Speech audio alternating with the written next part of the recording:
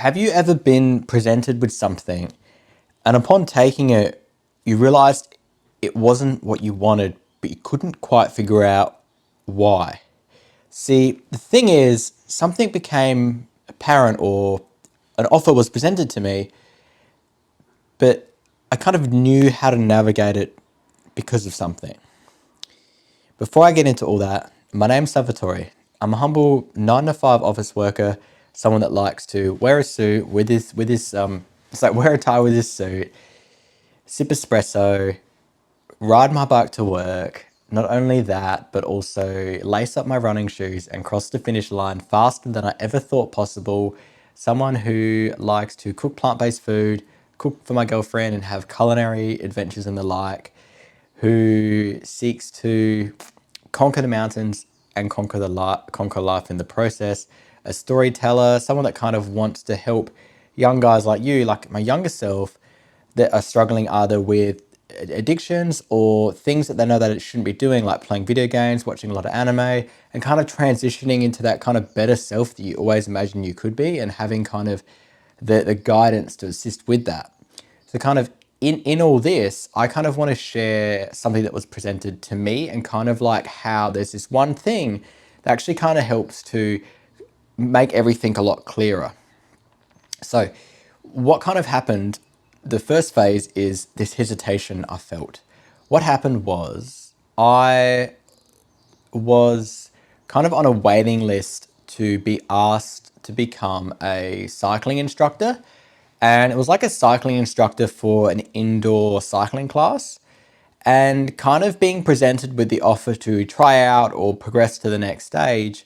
I kind of saw a lot of things in it, and initially I was presented with the idea of how much it would be, but part of me, there was this slight hesitation and sense of I'm not sure. Now, I'm glad that I'd crystallized something that kind of made me realize it probably, as a gut feeling, isn't for me, was the fact that I had announced to my girlfriend my big 12-month goal in terms of running, having just completed and conquered the City to Bay, or half of the City to Bay, which I'll talk about in another video. But basically, I decided that over the next 12 months, I want to do the whole distance, the 12K, in under 40 minutes, which is a really quick time and obviously a longer distance than 6Ks. So that kind of is what's on the forefront. So that kind of hesitation that began to grip me was the fact that if I kind of had to take this part-time position, how much would I be able to train towards that goal? And then also getting more back into the swing of creating content for you and kind of like explaining and sharing stories to help, take you all to the next level and kind of share with you my journey of how I kind of document the process of getting faster and kind of can show that just the humble 9 to 5 office worker can have that transition and transformation and growth. And it's interesting because in kind of not only having the hesitation, part of the experience I've leveraged from working full time particularly in tax, kind of made me think about some other factors, which are really interesting. So I kind of read the initial like terms and conditions and kind of what would be required of me in order to kind of set things up to work as an instructor. I'd basically have to work as a contractor, and without kind of going into too much details, I'd be paid a wage, but then within that wage, I'd have to pay kind of my own, what's called superannuation in Australia, or 401k, I think in America it is, which is like your retirement. So if you've got your wage, part of that gets taken out, and then you have to kind of pay your retirement. So you're kind of left with what was initially this, kind of left with this. So it kind of gets a bit more contextualized, the idea of pay, because I have the background to understand in very basics how kind of tax somewhat works and kind of how it helps me to see the bigger picture and see that the shiny object that would be presented in terms of the idea of becoming a cycling instructor, doing 2 to 3 classes a week and kind of getting money from that, help to see that I would actually have to undertake a bit of an administrative and also, I guess, wage sacrifice, if it were, because I have to make sure I pay my own superannuation. And I know I could probably automatically set that up, but the kind of thought of that added more sense of there's going to be a bit of administration and life admin behind that, which helps you kind of contextualize that, well, this is another element to the hesitation, or kind of breaking that down. And that kind of then takes to the next point, which kind of I got thinking about more and more, which is the actual time to do the class and the kind of behind the scenes stuff. And this is kind of where it's helpful to leverage like ChatGPT, because I kind of have a bit of a sense of, yes, the class might take, say, for example, 45 minutes. So 3 of those a week would be, what, 2 hours and 15 minutes, I think. Which doesn't seem like a lot of time if you break down a whole 7 days. But what I came to realize through additional research and kind of thinking about it was that, hang on a second, if I have to, say, spend a couple of hours to prepare for each class, because each class has to be kind of quite tailored and specific, and there's kind of a conception of like a dance routine that you kind of have to do, not really, but like the movement of the upper body on the bike to make, and then synchronize it with the music. So you have to create like music playlists. So all of that kind of began to form in my mind to say, well, this shiny object in this payment is actually, again, kind of, if it's like that, if we kind of break down our per hour time, it kind of makes it seem like it's worth, hang on a sec, take less and less, like it's, as kind of it compounds with the tax, the time required, and how much you'd spend, it kind of means that it's quite an investment on your part. And yes, it would build my skills in terms of being able to be more outgoing, present, lead a class, kind of take others through the journey of what I believe in, like cycling is one of the best forms of exercise, fitness, and just kind of better quality of life. It kind of feels like, because I've got the big goal, and the importance of having big goals kind of helps to frame that, is it more or less aligned with my goals, kind of helps me to kind of break kind of the components of this down into sizable chunks like I'm sharing in this video. The next point. So for me, a lot of what I'm trying to do now is building this, not only this audience with you and kind of connecting and making content and kind of realizing my dream of wanting to inspire others to conquer mountains and conquer life. And not only that, but also my dream of realizing how fast I can actually run is something I'm really passionate about. And I feel that that's kind of requires a lot of time. And I feel like if I was, and not only that, being in a relationship too, like I feel like if I kind of had this on top of that, it would kind of be me spinning a lot of plates and a full-time job. It seems like I could probably do it, but I feel like at what cost in terms of my recovery to be better recovered for the running, because I have to do quite a lot more running and structured training. And then also creating content takes time in terms of my workflow in it. And then kind of just being available, because there's some kind of things that I have to be receptive to by kind of renting out both my rooms. So I kind of have to be able to switch around and kind of be adaptable. And I kind of feel like having this, as much as I could have it scheduled, it seems like there's a lot of behind the scene work so I have to keep like chugging away at. So this is kind of the next phase I want you to think about. If you're presented with something that could be either you working on your dream or helping someone else's dream or business, this is kind of where I feel in the long term, even though short term I might be making some money, long term I'd rather work on something I believe in. And I know what I'm working on will take some time, and momentum gained just helps to make things easier. But if it kind of is stops and starts, it's kind of really difficult to kind of build that trust in an audience and also kind of feel that I'm giving it my all towards this. So it kind of helps to understand that, like, for me at this point in time, I feel I'd much rather take the sacrifice of, say, not necessarily having this money, additional money for part-time job, again, leveraging your free time, to simply rather work on something I believe in and I feel like I'm making progress towards. Which then takes me to my next point, or next couple points, is you have to be able to kind of take what you're feeling and be able to share your goals with others. So for me, I'm sharing my goal with my girlfriend, and I kind of share with how I felt about this. So a lot of this is being able to open up and explain your headspace, to kind of unpack it a bit and let it process. Because I'm not going to lie, when I kind of had the offer on that day during work, my head was spinning a bit because I was kind of trying to internalize it and figure out what would be the next best move. And I'm kind of a bit of a people pleaser, so I'd like to help out people as much as I can. But also, I realize that I might be kind of burning my own time and not being able to sink in as much investment in terms of what I kind of believe in, which then takes me to my next point, which is if you're presented with an opportunity that seems really nice, you can still say no. But if you say no, say it in a respectful way that can kind of suggest that you're open to it in the future. And if you have trouble drafting this, I just use ChatGPT.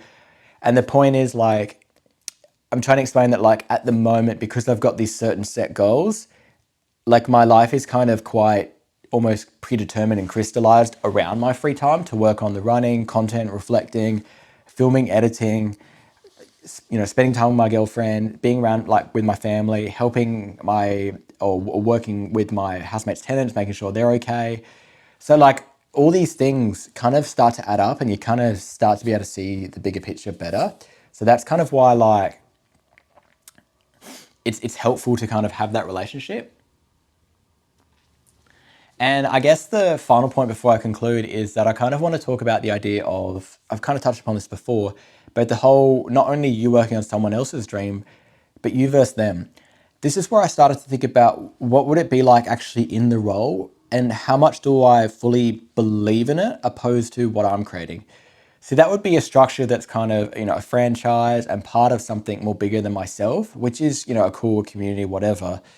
But see, for me, I feel like if I was to kind of say to people, hey, come to my class because I teach, it is kind of expensive. And it's kind of like if you were to think of an expense, right? An expense of a class, which is cheaper versus the cost of a capital asset, something that will get better with time and, pay dividends. What I preach in terms of to conquer mountains, conquer life, and in a literal sense, save so much time, money, freedom, lose weight, build fitness, it's all done through the idea of a bike. So I'd feel it's much better for me to kind of recommend, and I feel more aligned in my heart to say to you, hey, I'd rather help you get set up with everything you need on the literal bike opposed to a stationary bike that you kind of have to come into class and pay for. Yes, it will probably make you more accountable because it's an expensive class and you commit to it. But the thing with a bike and kind of what I'm prescribing is actually a lifestyle. And the more you have it and you start to utilize it, the more you'll realize how much you want to continue to like always ride a bike, leverage that, build your fitness, and kind of have this sharpness of mind and clarity of thought that I don't think you can necessarily obtain the same way through a class or two, like once or twice a week. So it's kind of like, for me, if I was to say, come to my class, or which I'll kind of get to in a second, get my ebook, which is called Life Cycles, which takes you through how to get the perfect bike for you, how to save $1,000 on a bike, how to get the essentials that you need, helmet, lights, locks, and the cycling equipment, like the clothing that you actually need to start out, and kind of what websites and brands I would recommend from a cost perspective versus, say, just rocking up to this class, and then also like the training on the bike, training off the bike, eating on the bike, eating off the bike, the recovery, cross training. And then I kind of crystallize all of it into a case study of how to actually take all the principles in the book and kind of use it to commute to work, Monday to Friday, and kind of really build that habit, that lifestyle, and be equipped for anything and also in that process too, literally show you how to conquer and be equipped for the steepest mountains that might rain, mountains that are difficult, that will push you beyond your limit. But upon realizing them literally and be able to kind of see what is down below and what you've crystallized, I think is a bit more of an easier, tangible thing to grasp than necessarily being inside kind of in a class, and you can kind of see some numbers that you achieved. Yes, that is important, and numbers are a great metric in terms of what I have in the book, and I explain all that. But I think to be really hooked on a lifestyle and the idea that I'm presenting and what I've gained through 6 to 7 years worth of commuting, you have to be able to see it for yourself. And that's kind of why, to bring this all together, I guess, is first the idea that it's important to have a big goal or something that you're working towards. Obviously, you need to have little steps along the way, but by having a big goal, it kind of helps you from going from, like me, someone who's kind of quite excitable and finds interest in a lot of things, going from one shiny object to another.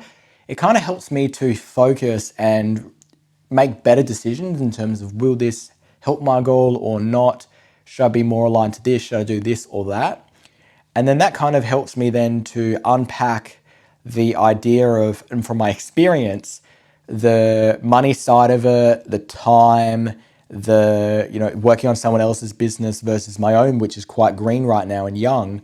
And then also the idea of kind of, if it's something that you have to present, even on a part-time basis, how much do you believe in it versus something you've created? See, this Life Cycles book, 163 pages, is something I've created with my own kind of like sweat blood experience, right? So that's something I feel that I can stand behind and talk about for hours. And I'm quite passionate about, because I really believe it's one of the best ways to kind of just have a much better quality of life, if you will. And that's kind of like something I really believe in. And while this is a little bit all over the place, I kind of wanted to make this video as a spiritual successor and follow up to when I said how to leverage your 9 to 5. This is kind of how to leverage your free time, plus how that free time can be better leveraged if you've got a clear big goal. So the idea is, by having the big goal, we're going to conquer the mountain. And in the process of going up and conquering that mountain, you might kind of see things that you kind of want to go off and do. But then before you know it, you forget about the mountain that you set out to conquer. And you kind of have that feeling of, and I kind of want to prevent you from having that regret and thought of, oh, this is frustrating, I kind of missed that opportunity. Because to kind of start at the bottom and start again, you lose that momentum of when you were going up the mountain. So I kind of want to help you have that mindset and focus to keep going up that mountain and kind of to pursue your goals and have clear goals if you don't, to be able to effectively start conquering life. And of course, if you actually do want to conquer mountains literally, the Life Cycles is in the link below. And for those of you listening at this time, for the first 10 people, there's going to be an offer called Conquer. So you write Conquer into the description and you'll get a discount, but that's only available to the first 10 people that do it. So thank you very much. As always, conquer mountains, conquer life. Thank you.